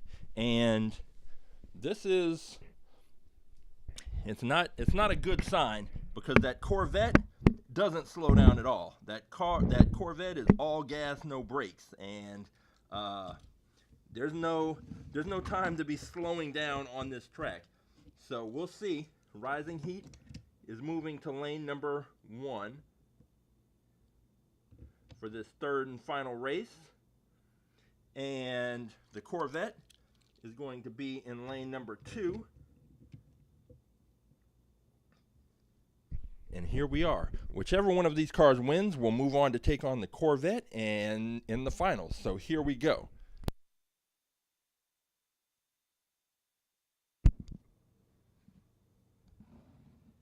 And here we go. 3, 2, 1, race. And the Mustang, the heavy Mustang, actually took it. It's a little strange. I mean, on one hand, it's strange because usually the heavier cars don't do well. But I think that Rising Heat, we'll take a look at it after we wrap up the races and get back into the garage. I think that opening at the top is what did it in. And I think the air is getting in there and just slowing the car down.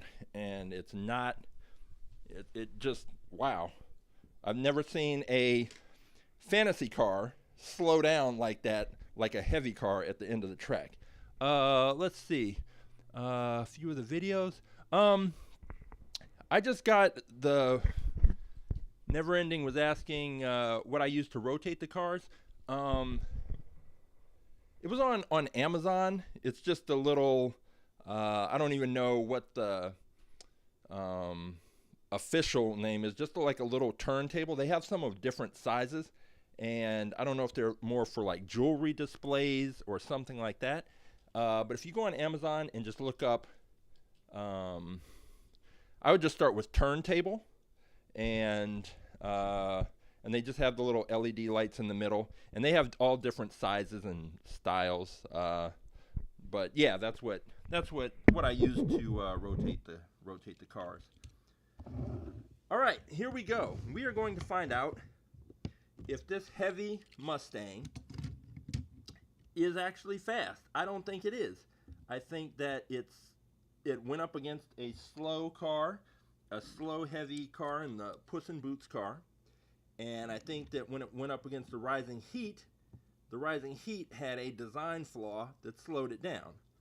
This Corvette C7 Z06 has no such design flaws or problems, so I have no doubt in my mind that the Corvette is going to take this race, but we have to run the races because you just never know. So, Corvette's in lane 1, Mustang's in lane 2, race 1, here we go.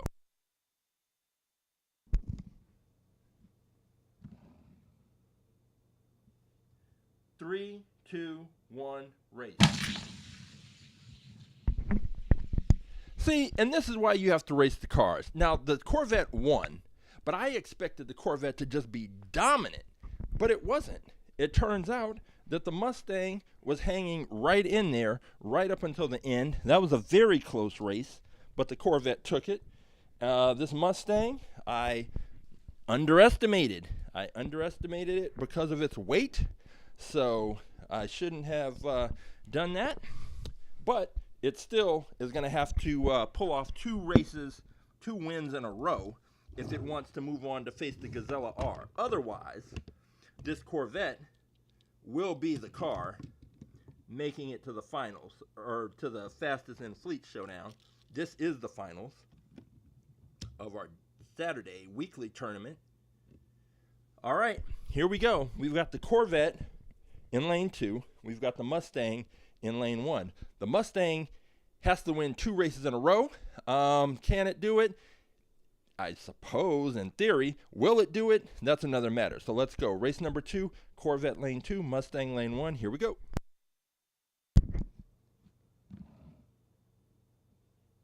Three, two, one, race. And the Mustang blasts into the barrier, comes off the track, which is something that happened earlier. So I have no idea what kind of things are happening with the Mustang. As we saw earlier, you know, with the slow motion videos, anything can happen when these cars come out of the launcher. But we'll just restart this and see if the Mustang can begin its improbable road to a championship. All right, let's get the Mustang locked in lane 2, or I'm sorry, in lane 1. And the Corvette is in lane 2. We're ready to go with our finals matchup. Corvette lane 2, Mustang lane 1. Here we go.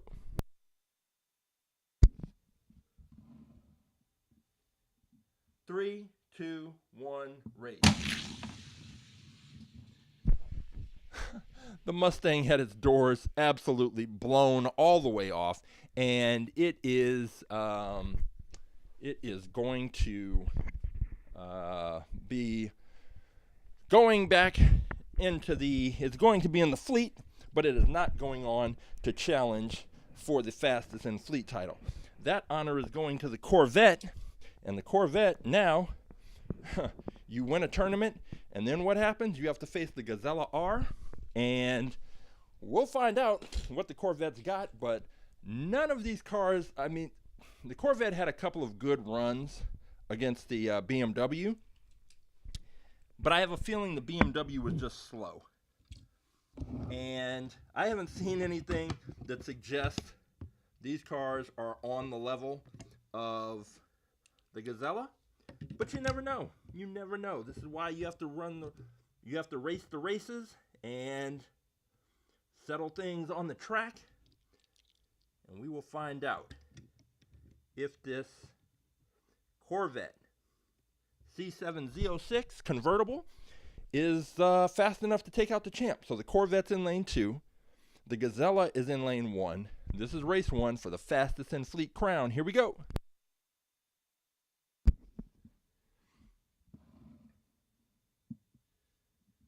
Three, two, one, race. The Gazella doesn't come to the track to play games. The Gazella comes to the track to destroy competitors.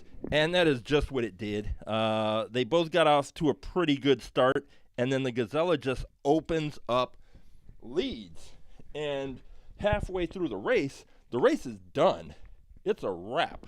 And we saw that the Gazella is not immune to having those weird, bad starts, but it manages to correct itself and fly down the track ahead of the other cars.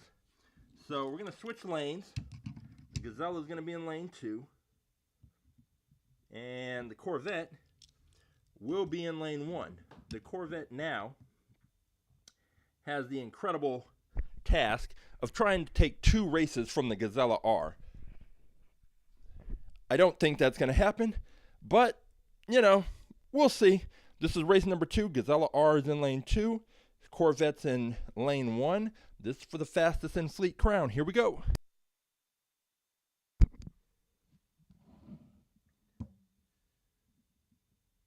Three, two, one, race. I mean, look at the Gazella coming all the way back to the beginning with force, too.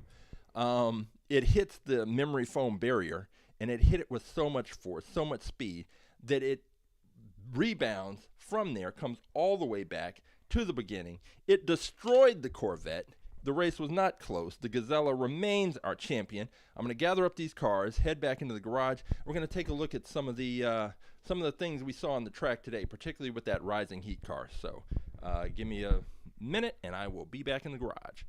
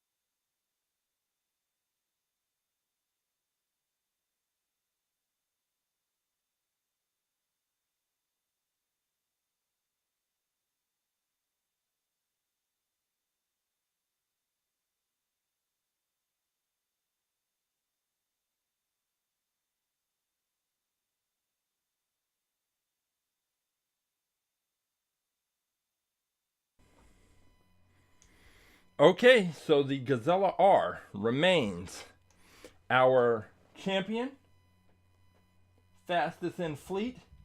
It was not even almost kind of sort of challenge today, and that is, that's what happens. But let's see, let me grab this, pull it over here, and yeah, so never, you were asking about this turntable. I have another one that's bigger.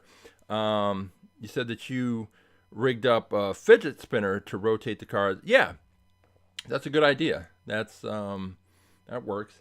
I just needed something that could rotate it because I was using my hands to hold the camera and take some pictures and things. But yeah, that works as well. So the Gazella R, there's not a whole lot to really say about this car. The one that I want to take a look at, the one that I want to talk about, is this one.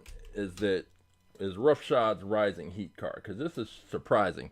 Because we don't usually see from fantasy cars, we don't usually see them slow down like that. So first thing with this car was that I thought that the two edges of the wings, this part and this part, were going to be the parts that touched the launching block.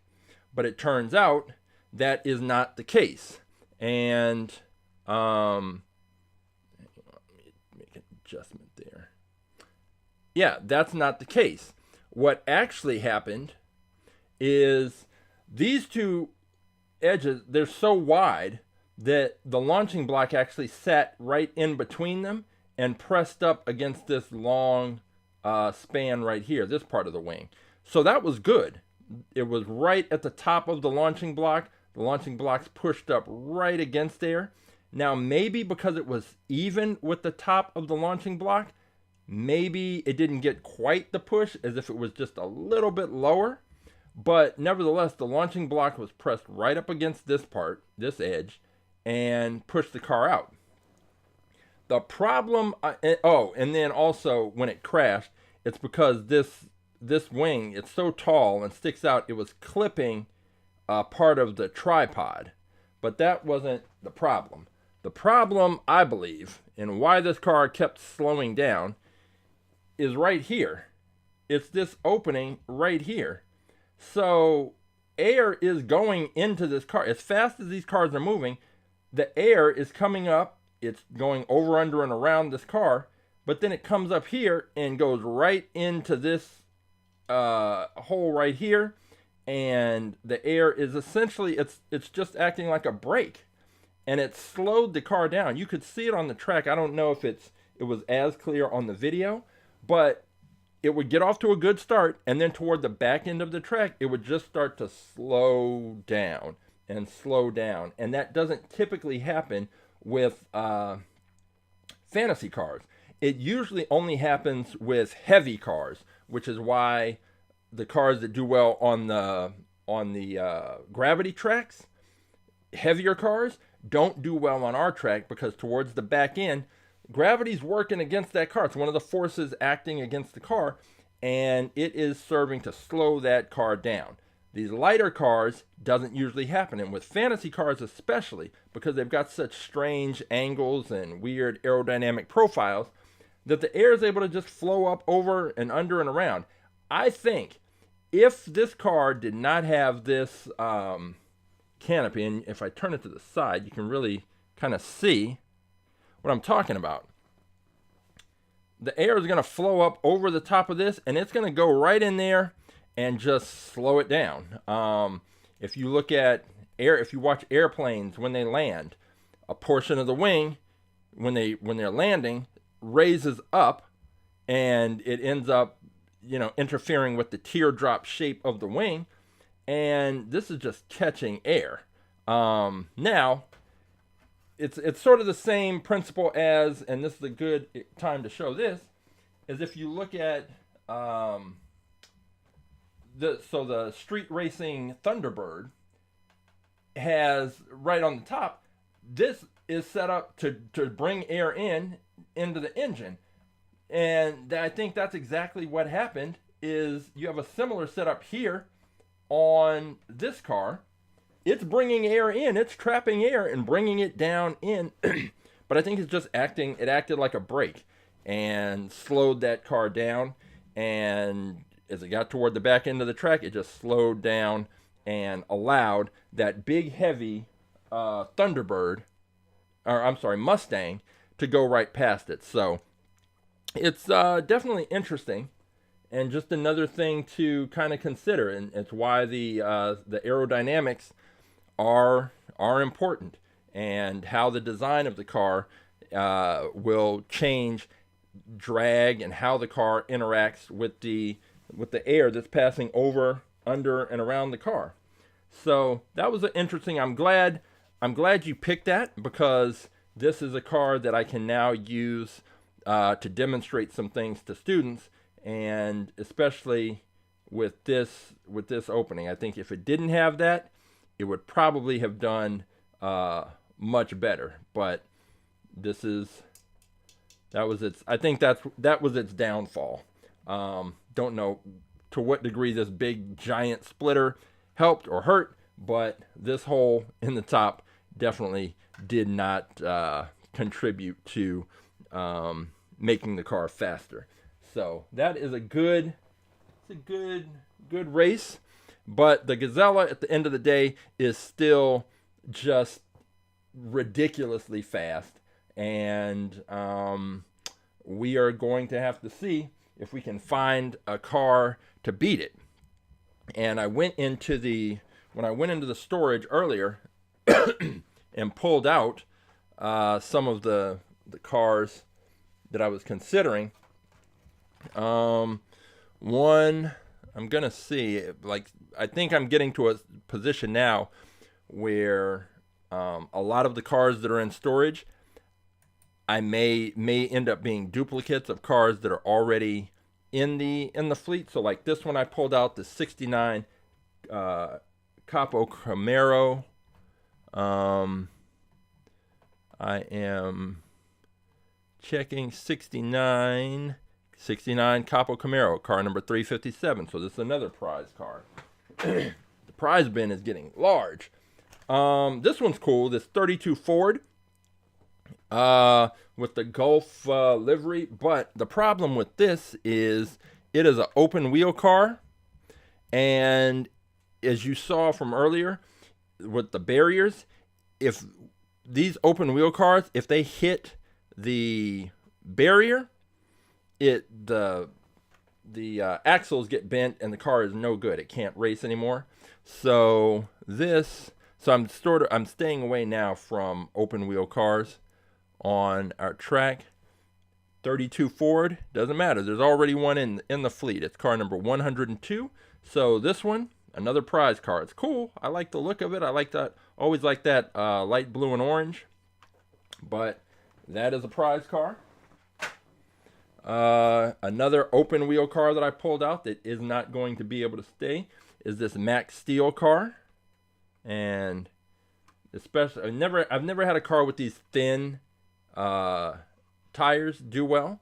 So this one is going to be a prize car just because I can't race it on the track. It can't happen. Prize car. And then the last two that I pulled, the 72 Gran Torino Sport. I absolutely know I have one of these. I'm always picking up orange cars, but I have one. I may even have two of these, two different looks. This is the 72 Ford Gran Torino Sport. Yep, already have one. I believe it's red and gold. So this is another prize car. And the last one. This one, it's funny. I don't believe I've put one of these in the fleet yet. It's the Gotta Go. It's the one with the toilet on the back. And this should be the car, the mascot car, when I play that music for the break, for the bathroom break, the flush it. Gotta Go. So I'm just taking a look at some of these, so there is not one in there. So yeah, so next week, this will probably make its way into the fleet, although, now that I'm looking at it, it's not that it's open wheel. I mean, sort of. What I mean is, with this, I need something in front of the wheel, because if the first thing that hits the barrier, if this car crashes, is the wheel, the axle is going to get bent, and it is not going to be able to continue on. So I think this one might end up just being one of the cars that I keep in my collection, just kind of on the side. I like the look of it, and the, quirky, weird design and idea. But that is just a look at some of the cars that I dragged out. Ended up with quite a lot of prize cars today, but that's sort of the point, is I need to kind of thin out the cars that I have in storage, get cars into the fleet, get the other ones ready for the prize bin for the students, and that is that. So another week, another set of good races, some interesting races, not necessarily the most competitive in terms of competing with the champ, but had some interesting outcomes, especially with the Rising Heat car that Roughshod picked. We had a surprise from that heavy Mustang. I wasn't expecting it to be as competitive as it was, even against this group of cars that it raced today. And just one more time, I just want to remind everyone that the wildfires out here did damage to the Pasadena Rosebud Academy. I'm sure there are other schools that were damaged, but this is just a school that I have been following them on Instagram for years, and they do. Oh, that's not. I think I came off the page. Where is it? Right there. I'll bring it up again, just so everyone can see. And let me see, I gotta go all the way down here. I don't want to buy any furniture. I want to go right there. There they are. The Pasadena Rosebud Academy. You can follow them on Instagram, and you can kind of see what things that they're going to need in order to rebuild the school. They're accepting donations, and then they also have, I saw it, I don't know if it may be in their story, there is a a wish list, and a lot of the things are just, everything that you would need at a school. Pencils, crayons, paper, staples, staplers, chairs, books, just everything that you would need at a school.